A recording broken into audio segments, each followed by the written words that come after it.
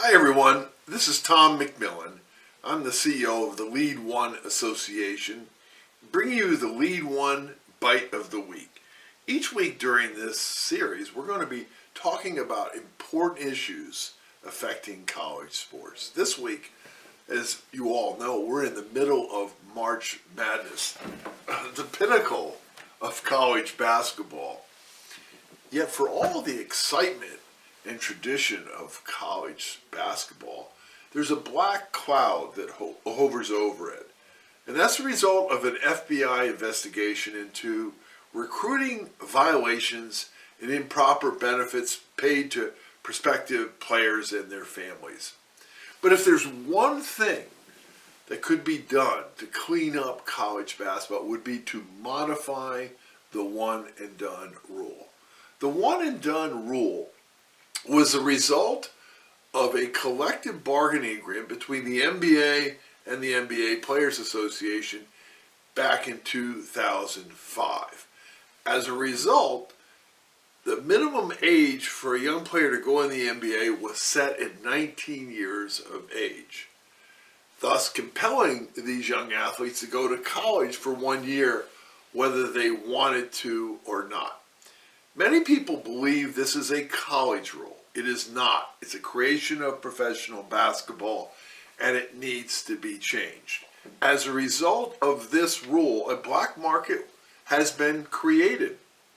Some high school players and their families have accepted money from agents, coaches, and apparel companies against NCAA rules.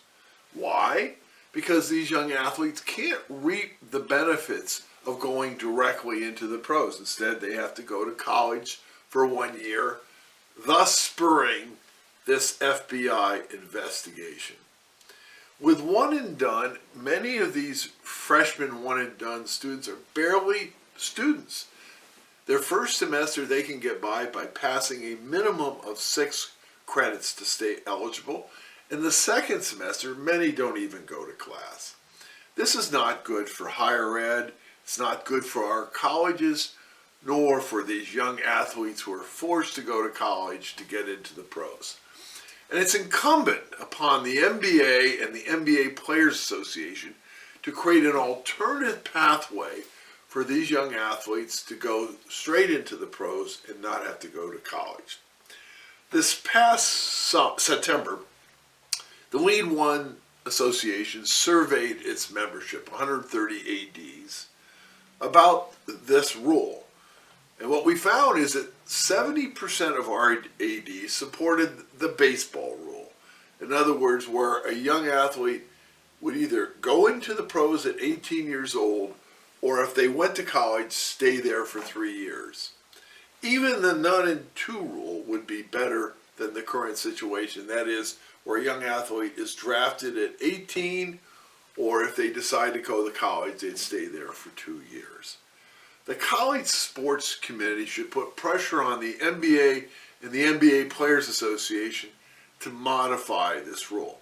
The fact is, it only affects a small number of athletes, only about 10 per year on average over the past 12 years.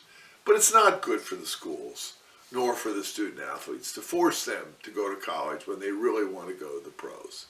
For the NBA, with concerns about the maturity of these young athletes, what we found in one and done is that these young athletes have and will succeed at this young age.